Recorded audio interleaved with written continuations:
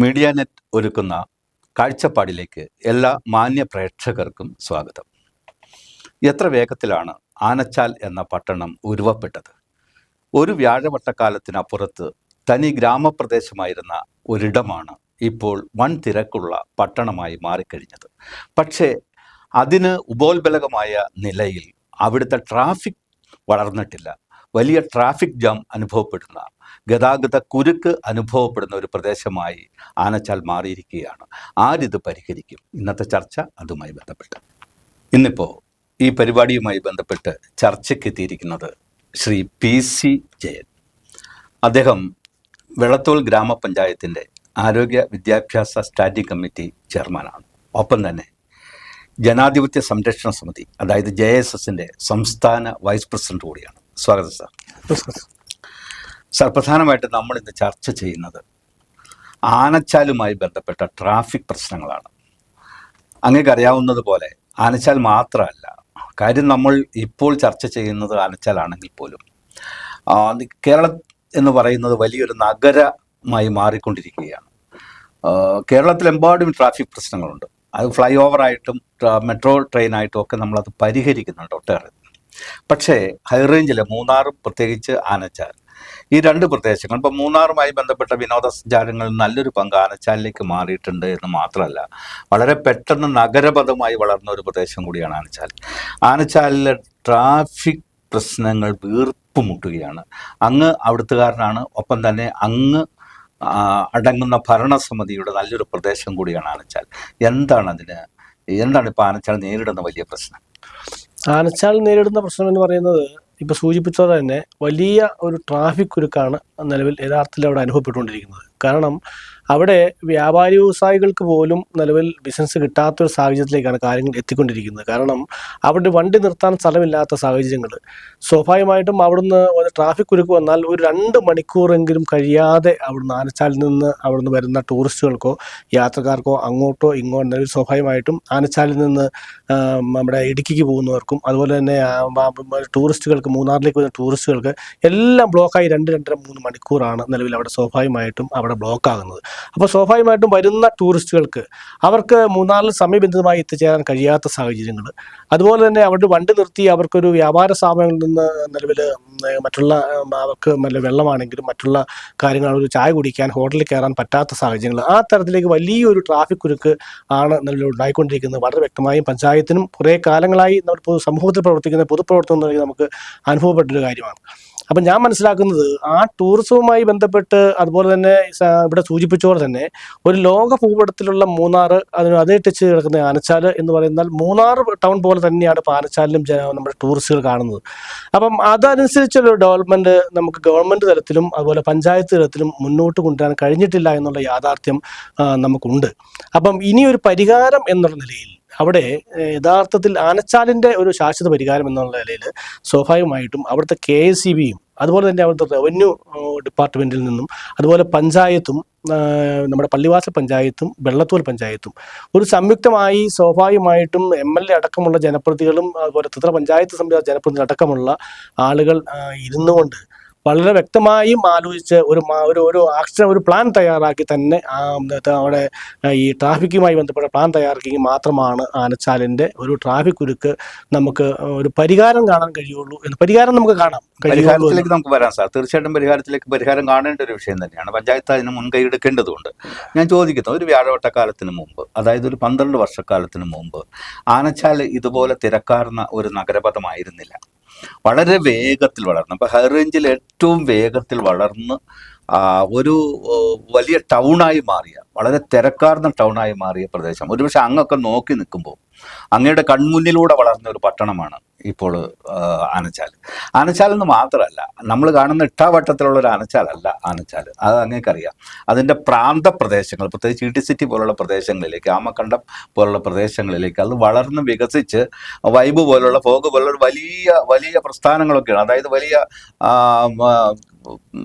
Tourist കേന്ദ്രങ്ങൾ ആയി അത് മാറിയിട്ടുണ്ട്. അപ്പോൾ ഇത് ഒരു പക്ഷേ ഒരു 10-20 വർഷങ്ങൾക്ക് മുമ്പ് ആരംഭിച്ചതാവാം. ഇപ്പോൾ ആനച്ചാലിൽ ബാർ ഹോട്ടലുകളായി, അതുപോലെ തന്നെ വലിയ ഹോട്ടലുകളായി, വലിയ സംവിധാനങ്ങളായി. നമ്മളൊക്കെ പ്രതീക്ഷിക്കുന്നതിനപ്പുറത്തേക്ക് ആനച്ചാലിൻ്റെ വിനോദ സഞ്ചാര ഭൂപടം വികസിച്ചിട്ടുണ്ട്. ഇതെന്ത് മുൻകൂട്ടി കാണാൻ കഴിഞ്ഞില്ലേ? ഇത് മുൻകൂട്ടി യഥാർത്ഥത്തിൽ മുൻകൂട്ടി കാണണമായിരുന്നു. മുൻകൂട്ടി കാണണമായിരുന്നു വെച്ചാൽ ഈ സൂചിപ്പിച്ചത് തന്നെ ഒരു 12-13 വർഷക്കാലം കൊണ്ടാണ് ഈ ഒറ്റയടിക്ക് വളർച്ച നിലവിൽ ആനച്ചാൽ ഉണ്ടായത്. അപ്പോൾ സ്വാഭാവികമായിട്ടും അവിടെ ടൂറിസം രംഗത്തുള്ള വലിയൊരു വളർച്ച ആനച്ചാൽ മേഖല ഉണ്ടായിട്ടുണ്ട്. അപ്പം ആ ഒരു തിക്കും തിരക്കും നമ്മുടെ ഭരണകർത്താക്കൾക്ക് കാണാൻ കഴിഞ്ഞില്ല എന്നുള്ള ഒരു യാഥാർത്ഥ്യമുണ്ട്. കാരണം അതിനെക്കുറിച്ച് പഠിക്കാൻ തയ്യാറായില്ല എന്നുള്ള ഒരു യാഥാർത്ഥ്യം നമുക്കുണ്ട്. കാരണം ഇവിടെ സൂചിപ്പിച്ച പോലെ തന്നെ നമ്മുടെ മൂന്നാർ എന്ന് പറയുന്ന ലോക ഭൂപടത്തിലുള്ള മൂന്നാർ, ആ മൂന്നാറിൻ്റെ ഒരു ട്രാഫിക് പരിഷ്കരണം പോലും നടത്താൻ നമ്മുടെ ഭരണകർത്താക്കൾക്ക് കഴിഞ്ഞിട്ടില്ല എന്നുള്ള യാഥാർത്ഥ്യം നമുക്ക് സമ്മതിക്കാതിരിക്കാൻ കഴിയില്ല. കാരണം നമ്മുടെ ഇപ്പോൾ ആനച്ചാൽ പോലുള്ള മേഖലയിൽ, അതുപോലെ മൂന്നാർ പോലുള്ള മേഖലയിൽ ഇതൊരു ടൂറിസം രംഗത്തുള്ള വളർച്ചയും ടൂറിസത്തിൻ്റെ നമ്മുടെ ബഹുമാനപ്പെട്ട നമ്മുടെ ടൂറിസം വകുപ്പ് മന്ത്രി വിശ്വനാഥ് ഇവിടെ വന്നപ്പം ഏതാണ്ട് ഈ വർഷം വന്നത് ഏതാണ്ട് 3 കോടി ജനങ്ങൾക്ക് മേളിലാണെന്നുള്ളൊരു കണക്കാണ് നിലവിൽ അവതരിപ്പിച്ചത്. അപ്പം ഞാൻ അത്രയും ജനങ്ങൾ ഇവിടെ കഴിഞ്ഞ അതിന് മുമ്പത്തെ വർഷം, അത് കുറേ വർഷങ്ങൾക്ക് മുമ്പ് ഏതാണ്ട് 45 എന്നുള്ള രീതിയിലേക്കൊക്കെ ഒരു ചർച്ച വന്നു ഞാൻ കണ്ടു. അപ്പോൾ യഥാർത്ഥത്തിൽ ഈ മൂന്നാറിൻ്റെ ഒരു ടൂറിസം വളർച്ചയുമായി ബന്ധപ്പെട്ട് നമുക്ക് കാലാകാലങ്ങളിൽ ഉണ്ടാകുന്ന ഭരണകർത്താക്കൾ അത് ദീർഘവീക്ഷണത്തോടുകൂടി കണ്ടില്ല എന്നുള്ളൊരു യാഥാർത്ഥ്യം 100% എങ്കിൽ ആ ഒരു കാഴ്ചപ്പാട് ഉണ്ടായിരുന്നെങ്കിൽ നമുക്ക് ഈ ഒരു ഗതികേടിലേക്ക് നമ്മുടെ ഈ ആനച്ചാൽ മൂന്നാർ മേഖല ഉണ്ടാകുമായിരുന്നില്ല എന്നുള്ള ഒരു വിശ്വാസക്കാരനാണ് ഞാൻ. മൂന്നാറിനെ സംബന്ധിച്ച് ഇപ്പം അങ്ങ് പറഞ്ഞത് എത്രയോ ശരിയാണ്. മൂന്നാർ ശ്വാസം മുട്ടുകയാണ് കുറേ വർഷങ്ങളായിട്ട്. ഇപ്പോൾ ആനച്ചാലേക്ക് നമ്മൾ ചർച്ച ചെയ്യുകയാണെങ്കിൽ പോലും മൂന്നാറും അതിൻ്റെ ഭാഗമാണല്ലോ. സത്യത്തിൽ ലോക ഭൂപടത്തിൽ ഒരു 50 പ്രദേശങ്ങളെടുത്താൽ അതിൽ വളരെ പ്രധാനപ്പെട്ട ഒരു ഡെസ്റ്റിനേഷനാണ് മൂന്നാർ. അപ്പോൾ അത് അത്രമാത്രം പ്രാധാന്യമുള്ളതുകൊണ്ടാണ് വിദേശത്തുനിന്ന് പോലും ആളുകൾ കൊണ്ട് വരികയും ഇതിൽ പങ്കെടുക്കുകയൊക്കെ ചെയ്യും. ഇവിടെ പക്ഷേ ആളുകൾക്ക് വണ്ടിയിൽ നിന്ന് ഇറങ്ങാൻ പറ്റുന്നില്ല സാർ. 2, 3, 4 മണിക്കൂറൊക്കെ വണ്ടിയിൽ തന്നെ ഇരിക്കുകയാണ് ആളുകൾ. അപ്പോൾ ഇത് നിലവിലിപ്പം ഈ പറഞ്ഞത് ശരിയാണ്. ഇപ്പം നിലവിൽ ഇപ്പം മൂന്നാറിലേക്ക് വരുന്ന ടൂറിസ്റ്റുകൾ, അതുപോലെ മൂന്നാറിലേക്ക് സാധാരണ പ്രാദേശികമായി നിൽക്കുന്ന ആളുകൾ പോലും ഈ തിരക്കുള്ള സമയത്തേക്ക് മൂന്നാറിലേക്ക് പോകാൻ താല്പര്യപ്പെടുന്നില്ല. കാരണം സമയത്ത് തിരിച്ചു വരില്ല, സമയത്ത് എത്തത്തില്ല. അപ്പം ആ ഒരു വലിയ പ്രതിസന്ധി എന്ന് പറയുന്നത് ഒരു പഞ്ചായത്തിനെ കൊണ്ട് മാത്രം, അല്ലെങ്കിൽ ത്രിതല പഞ്ചായത്ത് സംവിധാനങ്ങൾക്ക് മാത്രം തീരാവുന്ന ഒരു പ്രശ്നങ്ങളല്ല. അത് ഗവൺമെന്റ് തലത്തിൽ MLA ഉണ്ടാകണം, MP ഉണ്ടാകണം. ഗവൺമെന്റ് തലത്തിൽ വലിയൊരു മൂന്നാറിനെ സംബന്ധിച്ച് ഒരു വലിയ ആക്ഷൻ പ്ലാൻ തന്നെ. വണ്ടി പാർക്ക് ചെയ്യാൻ പോലും സൗകര്യമില്ല, നല്ല ടോയ്ലറ്റുകളില്ല. സാറൊന്ന് ആലോചിച്ച് നോക്കി. മൂന്നാറിനെ സംബന്ധിച്ച് മൂന്നാറിൽ ചെന്ന് കഴിഞ്ഞാൽ പല ഭാഗങ്ങളിലേക്കായിട്ട് ആളുകൾക്ക് പോകാം. മാട്ടുപ്പെട്ടിയിലേക്കോ വട്ടവടയിലേക്കോ അല്ലെങ്കിൽ ചിന്നക്കനയിലേക്കോ മറ്റു പ്രദേശങ്ങൾ ഗ്യാപ്പ് റോഡിലേക്കോ അല്ലെങ്കിൽ ഇരവികുളത്തേക്ക് മറിയൂർ കാന്തല്ലൂർ ഭാഗങ്ങളിലേക്കൊക്കെ പോകാൻ കഴിയും. അത് പിന്നെയും അവരെ നമുക്ക് സ്കാറ്റർ ചെയ്ത് വിടാൻ കഴിയും ആളുകളെ. ഇവിടെ അതല്ല. ആനച്ചാലിൽ വരുമ്പോഴത്തേക്കും വലിയ പ്രശ്നമായി മാറുകയാണ്. അപ്പോൾ നമ്മൾ ശംഖുപ്പടി കഴിഞ്ഞ് ഇവിടെ നിന്ന് ഈ ഇരുട്ടുകാനത്ത് നിന്ന് ഡീവിയേറ്റ് ചെയ്ത് പോകുമ്പോൾ അങ്ങേക്കറിയാം റോഡ് നാരോ റോഡ്, വളരെ കൺജസ്റ്റഡ് ആവുകയാണ് റോഡ്. പക്ഷേ ഭയങ്കരമായ വാഹനങ്ങൾ. ഈ വാഹനങ്ങളെ നിയന്ത്രിക്കാൻ പലപ്പോഴും പോലീസ് ഇല്ല അവിടെ. അതെന്തുകൊണ്ട് സംഭവിക്കുന്നതാണ്? അത് സത്യത്തിൽ ഒരു വലിയൊരു നിരാശാജനകമാണ് എന്ന് പറയാതിരിക്കാൻ കഴിയില്ല. കാരണം പോലീസ് ഡിപ്പാർട്ട്മെന്റിന് പോലും അത്രയും തിരക്ക് വളരെ വ്യക്തമായും അറിയാവുന്നിട്ട് പോലും സ്വാഭാവികമായിട്ടും അവിടെ ഒരു ട്രാഫിക് ഒരു ഹെഡ് പോസ്റ്റ്, കഴിഞ്ഞ ഒരു ജിജിബാബു പഞ്ചായത്ത് പ്രസിഡന്റായിരുന്ന കാലത്തിലൊക്കെ നമ്മൾ ഒരു ഗവൺമെന്റിലേക്ക് ഒരു ഹെഡ് പോസ്റ്റിന് വേണ്ടി നമ്മൾ പോലീസിന്റെ അവിടെ എന്നും നിത്യവും ഉണ്ടാകണം എന്നുള്ള ഒരു കാഴ്ചപ്പാടോടുകൂടി നമ്മൾ തീരുമാനങ്ങളൊക്കെ എടുത്ത് ഗവൺമെന്റിൽ കൊടുത്താൽ. പക്ഷേ ഇത് ഗവൺമെന്റ് തലത്തിലും ഈ കാര്യത്തിൽ ശ്രദ്ധയിൽപ്പെടുത്തി നമ്മുടെ MLA ഉൾപ്പെടെ ആളുകളൊക്കെ ഇതിന് വളരെ ഒരു റിസ്ക് എടുത്ത് ചെയ്യേണ്ട ഒരു കാര്യമായിരുന്നു. അത് ചെയ്തില്ല എന്നുള്ള യാഥാർത്ഥ്യമുണ്ട്. ഇപ്പം നിലവിൽ അവിടെ ട്രാഫിക് ബ്ലോക്ക് ഇപ്പോഴും ഇത്രയും തിരക്കുകൾ വരുമ്പോഴും ഒന്നില്ലെങ്കിൽ പഞ്ചായത്തോ മർച്ചന്റോ എല്ലാം സ്റ്റേഷനിൽ പറഞ്ഞു കഴിഞ്ഞെങ്കിൽ മാത്രമാണ് അവിടെ വന്ന് രാവിലെ മുതൽ വൈകിട്ട് വരെ, അല്ലെങ്കിൽ രാവിലെ വന്ന് ഒരു 11 മണി വരെ, അല്ലെങ്കിൽ 3 മണി മുതൽ ഒരു 6 മണി വരെ ഇപ്പോൾ പോലും ഒരു പോലീസിനെ അവിടെ നിർത്തിക്കൊണ്ട് അല്ലെങ്കിൽ സ്ഥിരമായി ഒരു തിരക്കുള്ള സമയത്ത് നിർത്താനുള്ള സാഹചര്യം ഇപ്പോഴും ചിന്തിക്കുന്നില്ല എന്നുള്ള യാഥാർത്ഥ്യങ്ങളുണ്ട്. അതെല്ലാം ഒരു കുറ്റസമ്മതമായി തന്നെ ഏറ്റെടുക്കാതിരിക്കാൻ കഴിയില്ല നമുക്ക്. അല്ലെന്ന് ഇപ്പോൾ ഒന്ന് ആലോചിച്ച് നോക്കുക. കഴിഞ്ഞ ഗവൺമെൻറ് കാലത്താണെങ്കിൽ 2 പഞ്ചായത്തും LDFിൻ്റെ കയ്യിലായിരുന്നു. പള്ളിവാസലും വെള്ളത്തൂലും. ഞാൻ പറയുന്ന ആനച്ചാലിൻ്റെ അപ്പുറവും ഇപ്പുറവും 2 പഞ്ചായത്താണല്ലോ, പള്ളിവാസലും വെള്ളത്തൂലുമാണ്. ഇപ്പോഴാണെങ്കിൽ 2 പഞ്ചായത്ത് UDFിൻ്റെ കയ്യിലാണ്. UDF ആണ് കേരളം ഭരിക്കുന്നതും. നിങ്ങൾ 2 പഞ്ചായത്തും ഭരിക്കുന്ന ആളുകൾ പൊതുവെ ഈ ഭരണസമിതിയിൽ, പ്രത്യേകിച്ച് മുഖ്യമന്ത്രിയിൽ വരെ സ്വാധീനം ചെലുത്താൻ കഴിവുള്ളവരാണ്. എന്തുകൊണ്ടാണ് പോലീസ് ഒരു ഹെഡ് പോസ്റ്റ് എന്ന നിലയിലോ ഒരു ട്രാഫിക് പോസ്റ്റ് എന്ന നിലയിലൊക്കെ അവിടെ പരിഗണിക്കാൻ കഴിയാത്തത്? വളരെ വ്യക്തമായും പഞ്ചായത്ത് അതിൻ്റെ നടപടികൾ തുടങ്ങിക്കഴിഞ്ഞു. കാരണം പഞ്ചായത്ത് ആദ്യമേ തന്നെ അവിടെ ഒരു ട്രാഫിക് അഡ്വൈസർ കമ്മിറ്റി പോലെ തന്നെ അവിടെ വ്യാപാരി വ്യവസായികളുടെ കമ്മിറ്റികളും അതുപോലെ സർവ്വ രാഷ്ട്രീയ പാർട്ടികളുടെ കമ്മിറ്റിയും കൂടി പഞ്ചായത്ത് കൂടി കഴിഞ്ഞിരിക്കുകയാണ്. അതുപോലെ പഞ്ചായത്തിനൊരു വളരെ വ്യക്തമായും ഒരു പ്ലാനുണ്ട്. അവിടെ ട്രാഫിക് ബ്ലോക്ക് മാറ്റുന്നതിന് വേണ്ടി വളരെ വ്യക്തമായും പഞ്ചായത്തിനൊരു പ്ലാനുണ്ട്. അപ്പോൾ അവിടെ പള്ളിവാസൽ പഞ്ചായത്തിനെ കൂടെ നിലവിൽ ഉൾക്കൊള്ളിച്ചുകൊണ്ട് തന്നെ ഇപ്പം നമ്മുടെ പഞ്ചായത്തെ സംബന്ധിച്ച് ഒരു സൈഡ് പള്ളിവാസൽ പഞ്ചായത്തും ഒരു സൈഡ് വെള്ളത്തൂർ പഞ്ചായത്തുമാണ്. അപ്പോൾ ആ രണ്ട് പഞ്ചായത്തിനെ കൂടി ഏകോപിപ്പിച്ചുകൊണ്ട് MLA പങ്കെടുപ്പിച്ചുകൊണ്ട് നമ്മൾ ഇനി അടുത്ത മീറ്റിംഗ് MLA പങ്കെടുപ്പിച്ചുകൊണ്ട് നടത്താൻ വേണ്ടി തീരുമാനിച്ചിരിക്കുകയാണ്. ത്രിതല പഞ്ചായത്ത് ജനപ്രതിനിധികളെയും കൂടെ കൂട്ടിക്കൊണ്ട് അന്ന് മീറ്റിംഗ് കൂടുകയും നമ്മൾ കഴിഞ്ഞ ഒരു 15-20 ദിവസത്തിനുള്ളിൽ മീറ്റിംഗ് കൂടിയിട്ട് നമ്മൾ കുറേ ഒരു പ്ലാൻ നമ്മൾ ആ കമ്മിറ്റിയിൽ ചർച്ച ചെയ്തു. ആ ചർച്ച ചെയ്തത് എന്താണെന്ന് ചോദിച്ചു കഴിഞ്ഞാൽ ഇപ്പം ഞാൻ ഇതിന് മുമ്പ് സംസാരിച്ച പോലെ തന്നെയാണ്, നമുക്ക് റവന്യൂവിൻ്റെ സഹായങ്ങൾ ഉണ്ടാകണം. KSEBയുടെ സ്ഥലമാണ് ആനച്ചാലിൻ്റെ ഏറ്റവും കൂടുതൽ കിടക്കുന്നത്. പിന്നെ ഏറ്റവും കൂടുതൽ സ്ഥലം എന്ന് പറയുന്നത് നമ്മുടെ ആനച്ചാലിൽ പമ്പ് മുതൽ അങ്ങോട്ട് പോയി കഴിഞ്ഞാൽ കാനാച്ചേരിക്കാരുടെ കഴിഞ്ഞ ആൽത്തറ വരെയുള്ള ഒരു സൈഡ് മൊത്തം ഒരു വ്യക്തിയുടെ സ്ഥലമാണ്. അപ്പം നിലവിൽ നമ്മളിപ്പോൾ പഞ്ചായത്ത് ചിന്തിച്ചിരിക്കുന്ന കാര്യം എന്ന് പറയുന്നത്, നിലവിൽ KSEBയുടെ സ്ഥലം അവിടെ പഴയ ഒരു വർക്ക്ഷോപ്പ് ഇപ്പം നമ്മൾ അവരെ ഒരു വാട്ടർ അതോറിറ്റി പോലുള്ള കമ്പനിക്ക് ലീസിന് കമ്പനിക്ക് കൊടുത്തിരിക്കുകയാണ്. അതൊരു 6 മാസം കഴിഞ്ഞാൽ അത് അവിടുന്ന് ഒഴിഞ്ഞു പോകും എന്നാണ് ഞങ്ങൾ അവിടെ അന്വേഷിച്ചപ്പോൾ അറിയാൻ കഴിഞ്ഞത്. അപ്പം KSEBയുടെ സ്ഥലം കഴിഞ്ഞ ഞങ്ങൾ പഞ്ചായത്ത് പ്രസിഡന്റ് ഉൾപ്പെടെയുള്ള ആളുകൾ പോയി നമ്മൾ KSEBയുടെ സ്ഥലം നമ്മൾ 50 സെന്റ് 2 ഏക്കർ സ്ഥലത്തോളം നമുക്ക് ആനച്ചാൽ മേഖലയിൽ റവന്യൂവിൻ്റെ KSEBയുടെ അപ്പോൾ അത് ആലോചിച്ച് പഞ്ചായത്തിന് കൈമാറ്റം ചെയ്തു തന്നാൽ വളരെ വ്യക്തമായും ആനച്ചാലിൻ്റെ ഈ ടൂറിസം രംഗത്തുള്ള വികസനം, ആനച്ചാലിൻ്റെ വികസനം, നമ്മൾ ഈ പാർക്കിംഗ് സൗകര്യങ്ങൾ എല്ലാം നമുക്ക് പരിഹരിക്കാൻ കഴിയും എന്നുള്ള ഒരു വിശ്വാസം. അങ്ങനെ റവന്യൂന്റെ കയ്യിലിരുന്ന ഭൂമിയാണല്ലോ വനംവകുപ്പ് ശക്തമായി അല്ലെങ്കിൽ അവർ അത് പിടിച്ചെടുത്ത് വനവൽക്കരണം നടത്തിയത്. അപ്പോൾ സാർ ഞാൻ അതുമായി ബന്ധപ്പെട്ട് ഇപ്പം നമ്മുടെ മുഖ്യമന്ത്രി പ്രതിപക്ഷ നേതാവായിരുന്ന സമയത്ത് ആനച്ചാലിൽ വന്നപ്പം അദ്ദേഹത്തോട് നമ്മൾ സ്വാഭാവികമായിട്ടും ഇത് പറഞ്ഞിരുന്നു. കാരണം ഇത് എൻ്റെ ഒരു അറിവ് വെച്ച് ഇതൊരു 4 സ്റ്റെപ്പ് വരെ ആയിട്ടുള്ളത് വനവൽക്കരണം നടത്തുന്നതിന് വേണ്ടിയുള്ള 4 സ്റ്റെപ്പ്. അത് പൂർണ്ണതയിൽ അതിൻ്റെ ഫയലെത്തിക്കാൻ കഴിഞ്ഞില്ല എന്നാണ് ഞാൻ വിശ്വസിക്കുന്നത്. അപ്പം അത് നിലവിൽ വിജ്ഞാപനം ചെയ്ത ഭൂമികൾ, എല്ലാ ഭൂമികൾ വനംവകുപ്പ് ഏറ്റെടുത്ത ഭൂമികൾ അത് ആവശ്യമില്ലാത്തതാണെങ്കിൽ, കാരണം കേരളത്തിൽ ഏറ്റവും കൂടുതൽ വനമുള്ള നാടാണ് നമ്മുടെ നാട്. അതുകൊണ്ട് ഈ ചെറിയ ചെറിയ വനങ്ങൾ ഭൂമികൾ ഏറ്റെടുത്തത് നമ്മൾ ഫൈനലായി വിജ്ഞാപനം ചെയ്തില്ലെങ്കിൽ അത് റദ്ദ് ചെയ്ത് തന്നെ ഒരു തീരുമാനം എടുക്കുമെന്ന് നമ്മുടെ മുഖ്യമന്ത്രി പറഞ്ഞിട്ടുണ്ടായിരുന്നു. പ്രതിപക്ഷ നേതാവായ സമയത്ത് ഇപ്പം നമ്മുടെ ബഹുമാനപ്പെട്ട VD സതീശൻ മുഖ്യമന്ത്രി ആയിരുന്നു, പുള്ളി പ്രഖ്യാപിച്ചിട്ടുണ്ടായിരുന്നു. അപ്പം ഞങ്ങൾ പഞ്ചായത്തുമായി ബന്ധപ്പെട്ട് ഒരു നിവേദനം കൊടുക്കുകയും അതിൻ്റെ ആ സ്റ്റേജ് എവിടം വരെ ആയി എന്ന് പഠിക്കാൻ വേണ്ടി തീരുമാനിച്ചിട്ടുണ്ട്. പിന്നെ പക്ഷെ അത് അങ്ങക്കറിയാം, അങ്ങ് പഞ്ചായത്ത് വളരെ ഗൗരവത്തിൽ കാണേണ്ട വിഷയമാണ്. ഇടുക്കിയെ വനവൽക്കരിക്കുക എന്ന് പറയുന്നത് ഒരുപക്ഷെ നമ്മുടെ സംസ്ഥാന ഗവൺമെന്റിന് അപ്പുറത്തൊരു വലിയ അജണ്ടയാണ്. ഈ അജണ്ടയിലേക്കാണ് പതുക്കെ നീങ്ങുന്നത്. അതിന്റെ ഭാഗമായിട്ടാണ് ആനച്ചാലിലെ വനവൽക്കരണം, അത് മാത്രമല്ല മാങ്കുളത്തെ വനവൽക്കരണം, ചിന്നക്കനാലിലെ വനവൽക്കരണം, ഇതൊക്കെ നടക്കുന്നത്. അപ്പൊ അതിനെ വളരെ ഗൗരവത്തോടെ കാണേണ്ടിയിരിക്കുന്നു.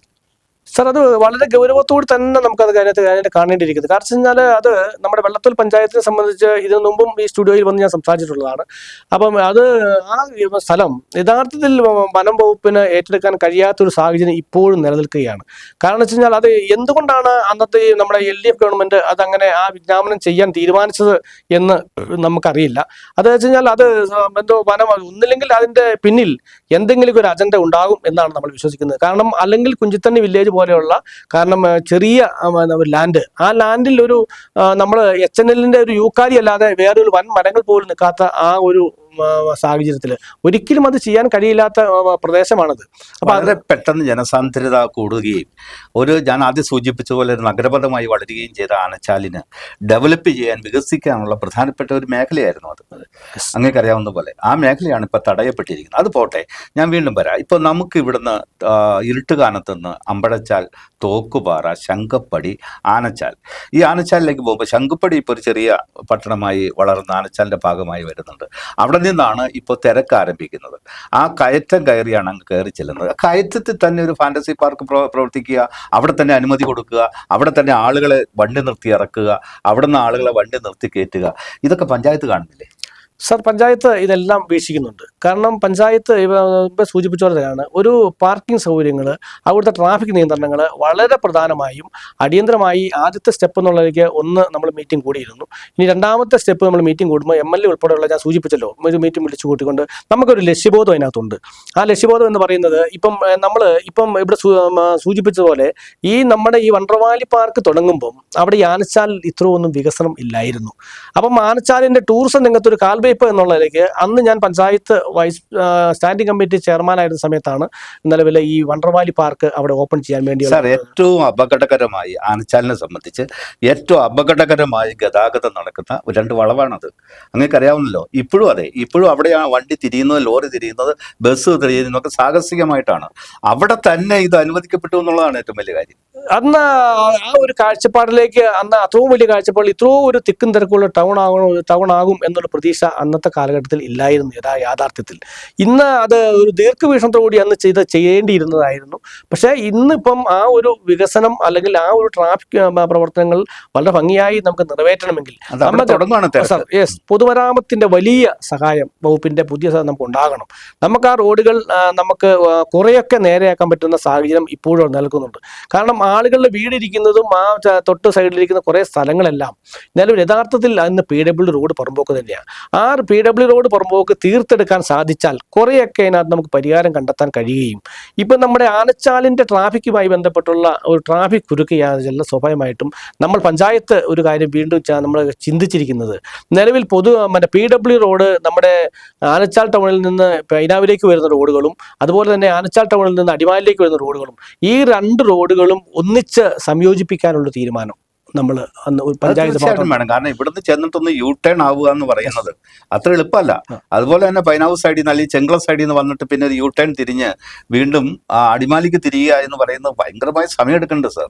അപ്പൊ അത് നിലവിൽ ആ ഒരു കാഴ്ചപ്പാട് ഇപ്പൊ പറഞ്ഞ കാഴ്ചപ്പാട് 2 റോഡുകൾ ഒന്ന് സംയോജിപ്പിക്കുകയും നിലവിൽ ആനച്ചാലിൽ നമ്മുടെ പഞ്ചായത്തിന്റെ ബിൽഡിങ്ങിൽ ഇരിപ്പുണ്ട്. ബിൽഡിങ്ങിൽ ഇരിക്കുന്ന ഒരു 2 മീറ്റർ 3 മീറ്ററോട് കൂടി നമ്മൾ നിലവിൽ പഞ്ചായത്ത് കൊടുത്ത കടകളിൽ നിന്നും ഫ്രണ്ടിലേക്ക് കയറ്റി കച്ചവടക്കാർ, നമ്മുടെ വ്യാപാരികളുടെ അവരുടെ ബിസിനസ്സിന് വേണ്ടി അവർ കയറ്റി വെച്ചിട്ടുണ്ട്.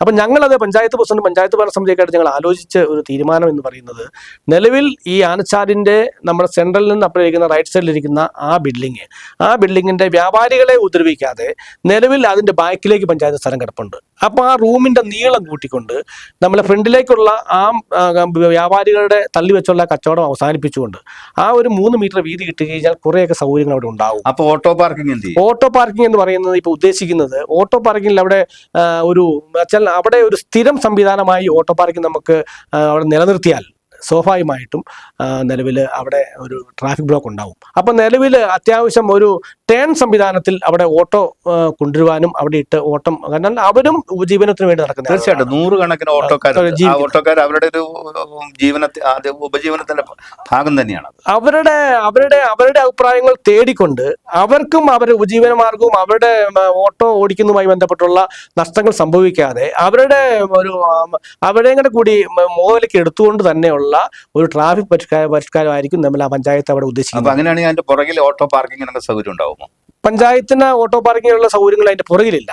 ഇപ്പൊ നമ്മളൊരു കാര്യം, അവിടെ ഈ പറഞ്ഞ KSEBയുടെ സ്ഥലം നമ്മുടെ ആനച്ചാൽ വില്ലേജ് മുതൽ നമ്മുടെ ചെങ്കുളം വരെയുള്ള റോഡിന്റെ സൈഡിൽ കൂടി വെച്ചാൽ അവിടെ മറ്റുള്ള അന്യവാഹനങ്ങൾ വന്ന്, പ്രൈവറ്റ് വാഹനങ്ങൾ വന്ന് പാർക്ക് ചെയ്തിട്ട് പോയി കഴിഞ്ഞാൽ പിന്നെ അവർ വൈകിട്ടാണ് വരുന്നത്. അപ്പൊ ആ വാഹനങ്ങളെല്ലാം പാർക്ക് ചെയ്യാൻ വേണ്ടി നമ്മുടെ അമ്പലം തൊട്ട് നമ്മുടെ ചെങ്കുളം വരെയുള്ള റോഡ് PW റോഡിന്റെ ലെഫ്റ്റ് സൈഡ് നമുക്ക് JCB ഉപയോഗിച്ച് കുറേ വീതി കൂട്ടി, അതാണ് ഞാൻ പറഞ്ഞ പൊതുമരാമത്തിന്റെ സഹായത്തോടു കൂടി തന്നെ വീതി കൂട്ടി എടുത്ത് നമുക്ക് അവിടെ ചെയ്ത് കഴിഞ്ഞാൽ കുറേ വാഹനങ്ങൾ നമുക്ക് അവിടെ പാർക്ക് ചെയ്യാൻ കഴിയും, ആനച്ചാലിൽ പരിഹരിക്കാൻ കഴിയും. പിന്നീട് നമ്മൾ ഈ ഓട്ടോ എന്ന് പറയുന്നത് ഒരു സ്ഥിരം സംവിധാനമല്ലാതെ അവരെ കൂടി നമ്മൾ ചർച്ചയിൽ പങ്കെടുത്ത് മുകളിലേക്ക് എടുത്തുകൊണ്ട് അവിടെ ടേൺ സംവിധാനത്തിൽ ഓട്ടോ ഇട്ട് നമ്മൾ പല ടൗണിൽ നമ്മൾ കാണാറുണ്ട്. ടേൺ വന്നു പാർക്കിങ്ങിനുള്ള സൗകര്യം നമ്മൾ ഈ സ്ഥലം KSEBയുടെ സ്ഥലം നമ്മളിപ്പോൾ നിലവിൽ വർഷോപ്പ് സ്ഥലം KSEB പഞ്ചായത്ത്, അതാണ് ഞാൻ പറഞ്ഞത്. KSEB കൂടി അല്ലെങ്കിൽ ഡിപ്പാർട്ട്മെന്റ് തലത്തിലുള്ള അല്ലെങ്കിൽ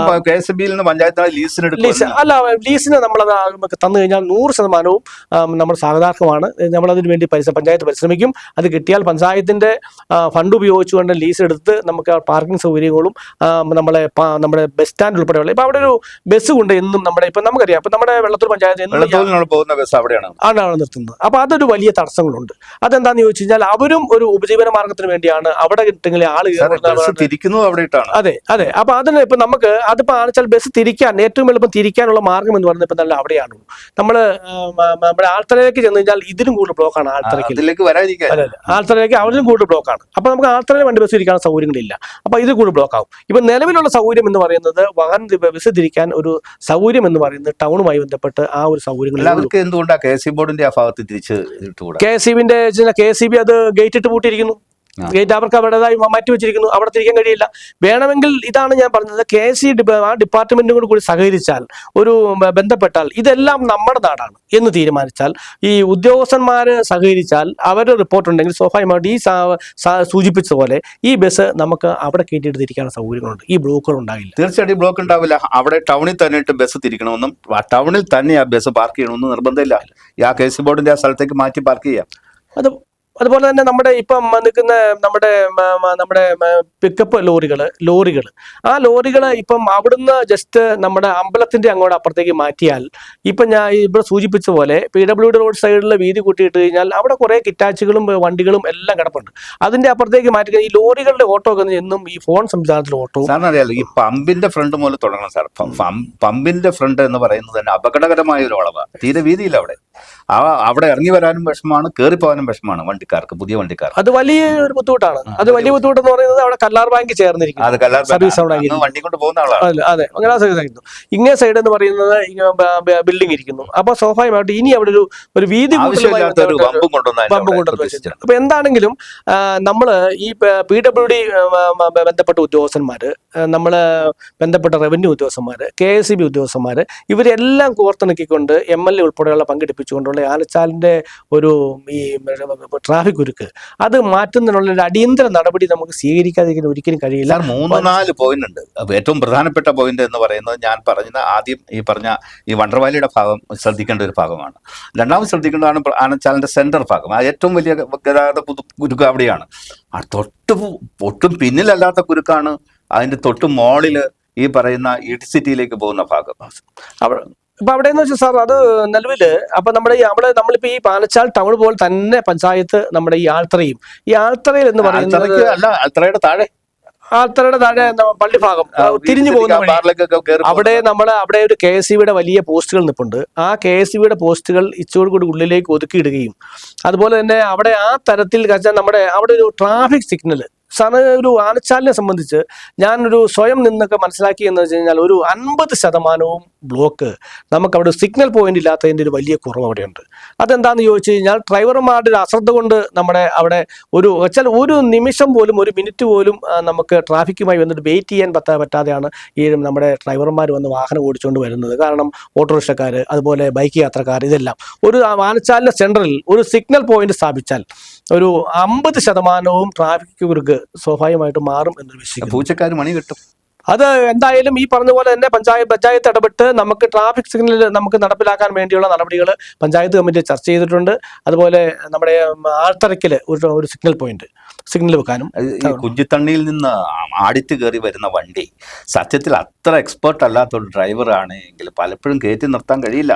ആ കയറ്റത്തിൽ തന്നെ വണ്ടി നിർത്തേണ്ട ഗതികേട് വരും. കയറ്റത്തിൽ വണ്ടി നിർത്തിയെടുക്കുക എന്ന് പറയുന്നത് അത് ഒരു ഡ്രൈവർക്ക് വളരെയേറെ വൈദഗ്ധ്യം വേണ്ട കാര്യമാണ്. അവിടെയൊക്കെ വലിയ അപകടങ്ങളാണ് പലപ്പോഴും വരുന്നത്. സാറിന്റെ ശ്രദ്ധയിൽപ്പെട്ട് കാണും. അല്ല, അവിടെ അത് ഇപ്പോൾ ഒരു കാര്യം ശരിയാണ്. അവിടെ വലിയ അപകടം ഉണ്ടാകാനുള്ള സാധ്യതയും അവിടെ വലിയ ബസ് നിറച്ച് ആളുകളെയും കൊണ്ട് അവിടെ ആ കയറ്റത്ത് വന്ന് ഒരു നിർത്തേണ്ട ഗതികേടി വന്നാൽ വലിയ റിസ്ക് ഉള്ളൊരു കാര്യമാണ്. അപ്പം ഇപ്പം ഞാൻ പോയി ഒന്ന് ആലോചിച്ചത്, പഞ്ചായത്തിലും ഒക്കെ ഒന്ന് ആലോചിക്കാൻ തീരുമാനിച്ചിരിക്കുന്നത്, നിലവിൽ ആഡിറ്റിലും താഴെ ഇപ്പം നല്ല റോഡാണ്. ആ വലിയ ബസ്സുകൾ ആനച്ചാൽ വഴി ചിത്തൂരം വഴി ആനച്ചാലിലേക്ക് വരാനുള്ള സാഹചര്യം ഉണ്ടാവുകയും ചെറുവണ്ടികൾ ഇതിലേക്ക് കയറി വരുന്ന സാഹചര്യം ഉണ്ടായിക്കഴിഞ്ഞാൽ അങ്ങനെ ഒരു തീരുമാനം നമ്മൾ മൊത്തത്തിൽ ഡിപ്പാർട്ട്മെന്റ് തമ്മിൽ എടുത്താൽ അപ്പോൾ സ്വാഭാവികമായിട്ടും ഒരു പരിഹാര മാർഗം അതിന് നമുക്ക് സ്വാഭാവികമായിട്ടും ബസ്സുകളുടെ റണ്ണിംഗ് ടൈമിനെ ബാധിക്കും. റണ്ണിംഗ് ടൈം വെച്ച് കഴിഞ്ഞാൽ ഏറ്റവും കൂടി വന്നു കഴിഞ്ഞാൽ ഒരു 10 മിനിറ്റ് അല്ലെങ്കിൽ 12 മിനിറ്റുകൾ വരില്ല. കാരണം ആ ഒരു 10-12 മിനിറ്റ് എന്ന് പറഞ്ഞാൽ നല്ല വഴിയാണ്. അപ്പൊ ഇവിടെ ഇത് പവർഹൗസ് വഴി നല്ലതാണ്, നല്ല ടാറിങ്ങ, നല്ല സൂപ്പർ ടാറിങ്ങ. അപ്പൊ സ്വാഭാവികമായിട്ടും കഴിഞ്ഞാൽ അത് നമുക്ക് വിഷയമുള്ള കേസല്ല. അപ്പൊ സ്വാഭാവികമായിട്ടും ഈ പറഞ്ഞ ഒരു വലിയ കയറ്റം എന്ന് പറയുന്നത് നാളുകളിൽ നമ്മൾ ദീർഘവീക്ഷണത്തോടു കൂടി നമ്മൾ കാര്യം ചിന്തിക്കേണ്ട ഒരു കാര്യമാണ്. ഈ പറഞ്ഞ സാർ പറഞ്ഞത് ശരിയാണ്, വല്ല അപകട സാധ്യതകൾ വലുതാണ്. അവിടെ വലിയ റിസ്ക് ആണ് ഡ്രൈവർമാർക്ക് വണ്ടി ഓടിക്കുന്നത്, യാത്രക്കാർക്കും വലിയ ഒരു ഭീഷണിയുള്ള ടെൻഷനാണ്. അതുപോലുള്ള വളവുകളാണ്, ഒറ്റയടിക്ക് തിരിഞ്ഞു വരാൻ പറ്റാത്ത വളവുകൾ, ഒരു വണ്ടി കയറി വന്നു കഴിഞ്ഞാൽ തിരിച്ച് സൈഡ് കൊടുക്കാൻ പറ്റാത്ത സാഹചര്യം, വലിയ റിസ്ക് ഉള്ള കാര്യങ്ങളാണ്. ഇത് വലിയ ഒരു കാര്യം തന്നെയാണ് ചർച്ച ചെയ്യേണ്ടത്. കാരണം അതാണ് ഞാൻ പറഞ്ഞത്, നമുക്ക് ഈ MBD, കാരണം ട്രാൻസ്പോർട്ട് വകുപ്പുമായി ബന്ധപ്പെട്ടുള്ള ചർച്ചകൾ ഉണ്ടാകണം, അവരുടെ ഒരു തീരുമാനം ഉണ്ടാകണം. ബസ് ഇപ്പോൾ ഇവിടെ സൂചിപ്പിച്ച പോലെ തന്നെ ബസ്സിൻ്റെ ടൈം അതെങ്ങനെ അറേഞ്ച് ചെയ്യാൻ കഴിയും എന്നൊക്കെ ഒരു ചിന്താഗതി, വലിയ ഒരു വിശദമായ ഒരു പ്ലാൻ തയ്യാറാക്കി ഇതുപോലെ വിശദമായ ഒരു മീറ്റിംഗ് കൂടി അതൊരു തീരുമാനത്തിലേക്ക് കടക്കാതിരിക്കാൻ കഴിയില്ല. ഇപ്പൊ തട്ടാത്തി മുക്കും ഇതുപോലെ തന്നെ പ്രശ്നമാണ്. ആ പനോരമിക് ഭാന്റെ ഭാഗമൊക്കെ വല്ലാത്ത തിരക്കാണ്, ഒരു വണ്ടി കടന്നു പോകാൻ വല്ലാതെ ബുദ്ധിമുട്ടുന്നു. പിന്നെ അതൊക്കെ ഒരു പരിധി വരെ തീർക്കണമെങ്കിൽ ഇപ്പൊ PWD എന്ന് വെച്ചാൽ പൊതുമരാമത്ത് വകുപ്പ് നിലവിൽ അവരുടെ കൈവശമുള്ള റോഡുകൾ വീതി കൂട്ടി, വലിയ രീതിയിൽ തന്നെ കിടക്കുന്ന സ്ഥലം വളരെ വീതി കൂട്ടി, നമുക്ക് നിലവിലുള്ള ഓടകളെല്ലാം വളരെ വൃത്തിയായി ഹൈറിഷ് ചെയ്ത് കഴിഞ്ഞാൽ, നമുക്ക് വളരെ വൃത്തിയായി കഴിഞ്ഞാൽ ഉള്ള സ്ഥലങ്ങൾ വെച്ച് കുറേ പരിഹാരങ്ങൾ ഉണ്ടാവും. ഇല്ലെങ്കിൽ നമുക്ക് പറഞ്ഞ പോലെ ഈ ഹൈവേ ഉൾപ്പെടെയുള്ള, നമുക്കറിയാലോ ഇപ്പൊ നമ്മൾ നേരത്തെയൊക്കെ ഒരു കുടുംബത്തിൽ ഒരു വണ്ടി പോലും ഇല്ലാത്ത കുടുംബത്തിൽ ചിലപ്പോൾ സൈക്കിളായിരിക്കാം, ചിലപ്പോൾ ഓട്ടോറിക്ഷ ആയിരിക്കാം, മാത്രത്തിൽ ഇന്നൊരു കുടുംബത്തിൽ 3-4 വണ്ടികളാണ്. അപ്പോൾ വണ്ടിയുടെ പെരുപ്പം കൂടി. അപ്പോൾ ആ രീതി ചിന്തിച്ച് നമ്മുടെ പൊതുമരാമത്തിൻ്റെ റോഡുകളും അതുപോലെ തന്നെ ഗവൺമെൻറ്റും അതുപോലെ ജനപ്രതികളും ഒരു ദീർഘവീക്ഷണത്തോട് ചിന്തിച്ച് മുന്നോട്ട് പോയെങ്കിൽ മാത്രമാണ് ഈ പരിധിയിലെല്ലാം പരിഹാരങ്ങൾ ഉണ്ടാകത്തുള്ളൂ. അതാണ് എൻ്റെ വിശ്വാസം. ഈ പോലീസ് ഡിപ്പാർട്ട്മെൻറ്റിനെ ഇപ്പോൾ ഒരു സൗഹാർദ്ദമാണ് പഞ്ചായത്ത്, അതുപോലെ തന്നെ മർച്ചൻ്റ് അസോസിയേഷൻ, ഇവർ അതിൻ്റെ ഗൗരവം പോലീസ് ഡിപ്പാർട്ട്മെൻറ്റിനെ ബോധ്യപ്പെടാത്തതുകൊണ്ടൊന്നുമല്ല. ഇപ്പം അങ്ങേക്ക് അറിയാവുന്നതുപോലെ ടൂറിസം മാത്രമല്ല, ആനച്ചാൽ അമ്പലവുമായി ബന്ധപ്പെട്ടും തിരക്കുണ്ട്, വിവാഹം, ഒപ്പം തന്നെ ഉത്സവം ഇല്ലേ ഉണ്ട്. അപ്പൊ നിലവിൽ ആനച്ചാലെ സംബന്ധിച്ച് നമ്മുടെ ശബരിമല അയ്യപ്പ ക്ഷേത്രം കഴിഞ്ഞ രണ്ടാമത്തെ അയ്യപ്പ ക്ഷേത്രമാണ് ആനച്ചാല്. വലിയ തിരക്കുള്ള സമയങ്ങളിലാണ്. പണ്ടൊക്കെ ആനച്ചാലിനെ സംബന്ധിച്ച് ഉത്സവം നടക്കുമ്പം വലിയ നമ്മുടെ പ്രദക്ഷിണമൊക്കെ വരുമ്പോൾ, സ്വാഭാവികമായിട്ടും വരുമ്പം, അല്ലെങ്കിൽ ഉത്സവം വരുമ്പം നമ്മൾക്ക് അന്നൊക്കെ റോഡ് നിറഞ്ഞാണ് വന്നുകൊണ്ടിരുന്നത്. ഇന്നിപ്പോൾ പോലീസുകാരുടെ നിർദ്ദേശപ്രകാരം ഒരു സൈഡിൽ കൂടി വേണമെന്ന് പറഞ്ഞു കഴിഞ്ഞാൽ പോലും നിലവിൽ അവിടെ വലിയ തിക്കും തിരക്കുമാണ്, മുന്നോട്ട് പോകാൻ കഴിയില്ല. അമ്പലംകാർ പോലും, അമ്പലവും അതുപോലെ പള്ളികൾ പ്രദക്ഷിണങ്ങളൊക്കെ വെച്ചാൽ ചുരുക്കി ഓരോ ലൈനാക്കി തന്നെ മുന്നോട്ട് കൊണ്ടുപോകുന്ന സാഹചര്യമാണ് ഇപ്പം. ഇപ്പം നമ്മൾ വെച്ച് കഴിഞ്ഞാൽ അവർ വലിയ ഒരു പ്രദർശനം പോലെ വിശ്വാസം അനുസരിച്ചുള്ള ഒരു പ്രവർത്തനങ്ങൾക്ക് നേതൃത്വം കൊടുക്കാൻ നമ്മുടെ ഈ പറഞ്ഞ പോലെ ഈ പള്ളികൾക്കും അതുപോലെ തന്നെ അമ്പലങ്ങൾക്കും ഒന്നും കഴിയാത്ത സാഹചര്യം കൊണ്ട് ഇപ്പൊ 2 പള്ളി വന്നിരിക്കുന്നു, ഒരു മുസ്ലിം പള്ളി വേറെ വന്നിരിക്കുന്നു. ഒപ്പം തന്നെ അമ്പലത്തിലെ 41 എന്ന് പറയുന്ന അങ്ങ് പറയുന്ന പോലെ വളരെ വിശാലമായ ഉത്സവമാണ്, ഹൈറേഞ്ചിലെ വലിയ ഉത്സവങ്ങളിലൊന്നാണ്. അപ്പൊ ആനച്ചാലിന് ഉൾക്കൊള്ളാനാവാത്ത തരത്തിലേക്ക് തിരക്ക് വർദ്ധിക്കുകയാണ്. അപ്പൊ എന്താണെങ്കിലും ഇപ്പൊ ഇതിനൊരു പരിഹാരങ്ങളാണ് വേണ്ടത്. പരിഹാരം എന്ന് പറയുന്നത്, നമ്മൾ ആദ്യ ഘട്ടം എന്നുള്ളതിലേക്ക് പഞ്ചായത്ത് പ്രസിഡന്റിന്റെ നേതൃത്വത്തിൽ നമ്മളൊരു മീറ്റിംഗ് വിളിച്ചു കൂട്ടിയിട്ടുണ്ട്. ഇനി അടിയന്തരമായി ഒരു 10-20 ദിവസത്തിനുള്ളിൽ വിശദമായ ഒരു വലിയ ഒരു മീറ്റിംഗ് എന്ന് പറയുന്നത് നമ്മളെ MLA-മാരെ പങ്കെടുപ്പിച്ചുകൊണ്ട്, അതുപോലെ തന്നെ ഉദ്യോഗസ്ഥന്മാരെ പങ്കെടുപ്പിച്ചുകൊണ്ട്, ഇവരെല്ലാം പങ്കെടുപ്പിച്ചിട്ടുണ്ട്. ഇതിനൊരു ശാശ്വത പരിഹാരം ഉണ്ടാകത്തക്ക രീതിയിലുള്ള ഒരു പ്ലാൻ തയ്യാറാക്കാൻ വേണ്ടി പഞ്ചായത്ത് തീരുമാനിച്ചിട്ടുണ്ട്. ആ പ്ലാൻ തയ്യാറാക്കി നമുക്ക് ഈ സൂചിപ്പിച്ചല്ലോ, ഇപ്പം മുമ്പ് സൂചിപ്പിച്ച പോലെ തന്നെ ഈ 2 റോഡുകൾ ഒന്നാക്കുകയും അവിടെ ഒരു സിഗ്നൽ പോയിന്റ് കൊണ്ടുവരികയും, പഞ്ചായത്തിൻ്റെ കെട്ടിടങ്ങൾ, അവിടെ തിരിയുന്ന കെട്ടിടങ്ങൾ പഞ്ചായത്തിൻ്റെയാണ് ബസ് ഇടുന്ന ഭാഗത്തിൽ, അതിനിപ്പോൾ വികസനത്തിൻ്റെ പേരിൽ ഇനി പൊളിച്ചു കൊടുക്കേണ്ടി വന്നാൽ ആ സെക്കൻഡ് തന്നെ പഞ്ചായത്ത് പൊളിച്ചു കൊടുക്കാൻ വേണ്ടി തീരുമാനമായി ബന്ധപ്പെട്ടാണ് നിൽക്കുന്നത്. അപ്പം ആ തരത്തിൽ വലിയ വിട്ടുവീഴ്ച ചെയ്തുകൊണ്ട്, അതുപോലെ വലിയ വിട്ടുവീഴ്ച ചെയ്തുകൊണ്ട് വ്യാപാരികളും, അതുപോലെ വലിയ വിട്ടുവീഴ്ച ചെയ്തുകൊണ്ട് ഓട്ടോറിക്ഷ സഹോദരന്മാരെല്ലാം നമ്മൾ ഉത്തരവോട് നിന്ന് കഴിഞ്ഞാൽ ഒരു 80% പരിഹാരം ഉണ്ടാക്കാൻ കഴിയുമെന്നുള്ളത്. സാർ, ഇത് വെള്ളത്തോൾ പഞ്ചായത്ത് മാത്രം നോക്കിയാൽ പോരല്ലോ, പള്ളിവാസൽ പഞ്ചായത്തിനും അവരുടെ ഭരണസമിതി ഇതുപോലെ തന്നെ ഗൗരവമായി ചർച്ച ചെയ്യണ്ടേ? അല്ല, ഞങ്ങളത് ഇന്നലെ തന്നെ അതിൻ്റെ ഉദാഹരണം എന്ന് പറയുന്നത് ശുചീകരണ ബന്ധപ്പെട്ട് നമ്മൾ അവിടുത്തെ പഞ്ചായത്തുമായി ബന്ധപ്പെട്ടിട്ട് പറഞ്ഞു, ഞങ്ങൾ നിലവിൽ വെള്ളത്തൂർ പഞ്ചായത്ത് ഒരാളെ പോസ്റ്റ് ചെയ്യാം, പള്ളിവാസ പഞ്ചായത്ത് ഒരാളെ പോസ്റ്റ് ചെയ്യണമെന്ന് പഞ്ചായത്ത് പ്രസിഡന്റ് വിളിച്ചു പറഞ്ഞപ്പോൾ പഞ്ചായത്ത് പറഞ്ഞു അങ്ങനെ ഒരു തീരുമാനം ഞങ്ങൾ എടുത്തിട്ടുണ്ട് എന്ന് പറഞ്ഞ പോലെ ആനച്ചാലിൻ്റെ വികസനവും ട്രാഫിക്കുമായി ബന്ധപ്പെട്ട് നമ്മൾ പള്ളിവാസൽ പഞ്ചായത്തിനെയും അതുപോലെ വെള്ളത്തൂർ പഞ്ചായത്തും എല്ലാം ഒന്നിച്ചു നിന്നുകൊണ്ടുള്ള ഒരു തീരുമാനങ്ങൾ എടുക്കുന്നത്. അങ്ങനെ ഒരു വിഷൻ പള്ളിവാസൽ പഞ്ചായത്തിന് ആദ്യം ഉണ്ടാവണം, ഇല്ലെന്നല്ല ഞാൻ പറയുന്നത്, ചിലപ്പോൾ ഉണ്ടാവണ്ടേ. നിങ്ങൾക്കൊരു വിഷൻ ഉണ്ട് എന്നോ ഇതിനു മുമ്പുള്ള ചർച്ചയിൽ പലപ്പോഴും എനിക്ക് മനസ്സിലായിട്ടുണ്ട്. പള്ളിവാസൽ പഞ്ചായത്തിൽ നിന്ന് ആരെയും നമുക്കൊരു ചർച്ചയ്ക്ക് ഇതുവരെ വിളിക്കാൻ പറ്റിയിട്ടില്ല. അടുത്ത ദിവസങ്ങൾ വിളിച്ച് നമുക്ക് ചർച്ച ചെയ്യാം. പക്ഷേ തീർച്ചയായിട്ടും ഒരു സംയുക്തമായി ഈ ചർച്ച ചെയ്ത് ഈ ആനച്ചാലിലെ ട്രാഫിക് പ്രശ്നത്തിന് ഒരു വലിയ പരിഹാരം ഉണ്ടാവണം. കാരണം ജനങ്ങളിപ്പോൾ തദ്ദേശീയരായ ജനങ്ങളും ബുദ്ധിമുട്ടുകയാണ്.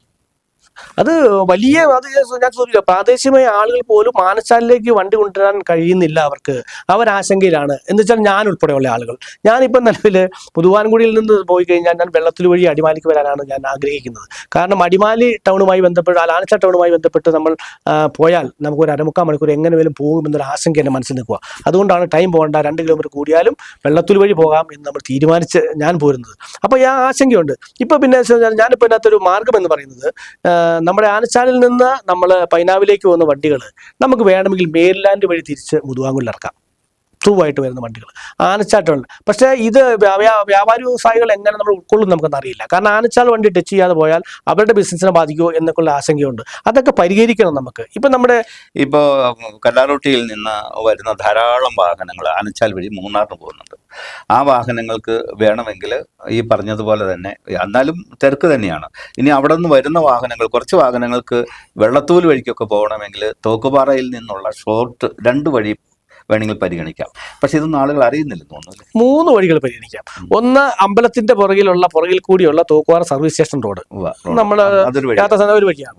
രണ്ടാമത്തെ എന്ന് പറയുന്നത് നമ്മുടെ ഈ പറയുന്ന ആശ്രമത്തിന്റെ അടുത്ത് നിന്ന് തോക്കുപാറ സ്കൂളിന്റെ പുറകിലുള്ള വഴി, മനോഹരമായി പണിതിരിക്കുന്ന വഴി, നന്നായി.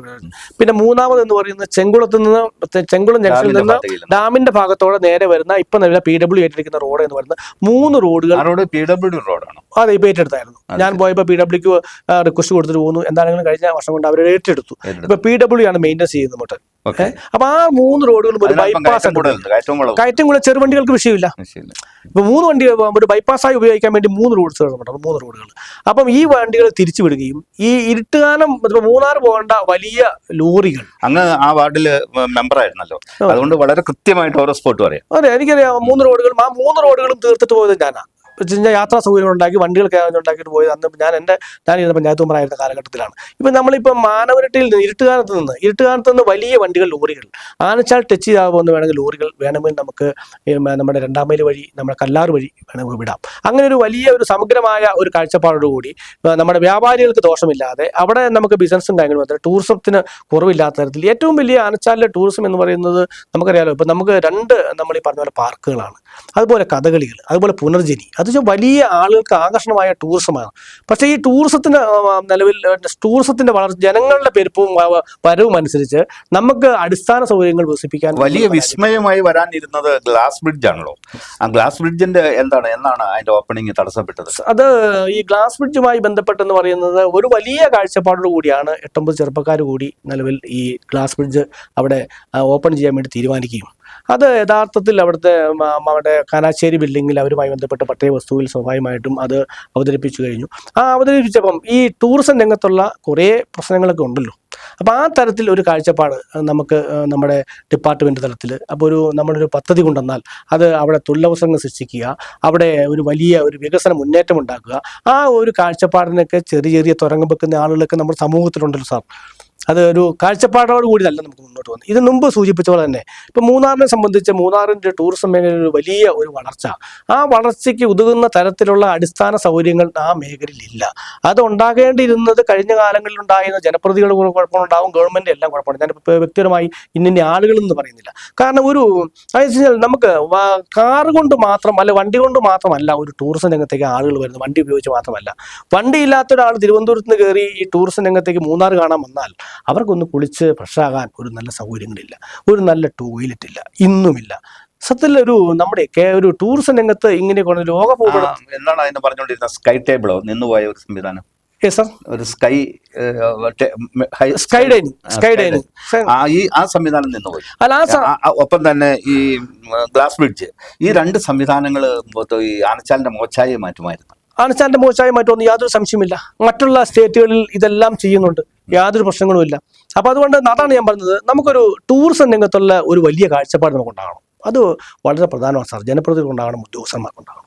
അതുപോലെ തന്നെ നമുക്ക് ഭൂമിക്ക് ദോഷകരമായ കാര്യങ്ങളൊക്കെ നമുക്ക് മാറ്റിവെക്കണം. ഭൂമിക്ക് ദോഷകരമായി നമുക്ക് ചെയ്യാൻ പാടില്ല. പക്ഷേ നമ്മുടെ മൂന്നാറിനെ സംബന്ധിച്ച് ഇനി നമ്മുടെ ഈ നാട് എന്ന് പറയുന്നത് ഒരു ടൂറിസം രംഗത്തുള്ള വലിയൊരു കുതിച്ചാട്ടം നമുക്കുണ്ടെങ്കിൽ പോലും ഇനിയും വീണ്ടും കുതിച്ചാട്ടത്തെ ടൂറിസം രംഗത്തുള്ള ഭയങ്കര വളർച്ചയാണ് നമ്മുടെ നാടിൻ്റെ തൊഴിലവസരങ്ങൾ സൃഷ്ടിക്കുക, നമ്മുടെ സമൂഹത്തിൽ മാറ്റിമറിക്കാൻ നമ്മുടെ ടൂറിസം കൊണ്ട് നമുക്ക് അടിയുള്ളൂ. കൃഷിയെല്ലാം നശിച്ചുകൊണ്ടിരിക്കുന്ന കാലഘട്ടമാണ് നമ്മുടെ ഈ മൂന്നാർ ആനച്ചാൽ മേഖലകളിലേക്ക്. മൂന്നാർ എന്ന് പറയുന്നത് തേയിലത്തോട്ടങ്ങളാണ്. ആനച്ചാലിനെ സംബന്ധിച്ച് അത് വ്യാപാരി വ്യവസായികളുണ്ട്, ഒട്ടേറെ ഓട്ടോറിക്ഷക്കാർ. ഒരു ഭാഗത്ത് ടൂറിസത്തിന് ടൂറിസത്തെ വല്ലാതെ പ്രൊമോട്ട് ചെയ്യുന്നു എന്ന് സർക്കാർ പറയുകയും എന്നാൽ മറുഭാഗത്ത് വല്ലാത്ത തളർച്ച അനുഭവപ്പെടുകയും ചെയ്യുന്നുണ്ട്. വേണ്ടത്ര പ്രോത്സാഹനം കിട്ടുന്നില്ല.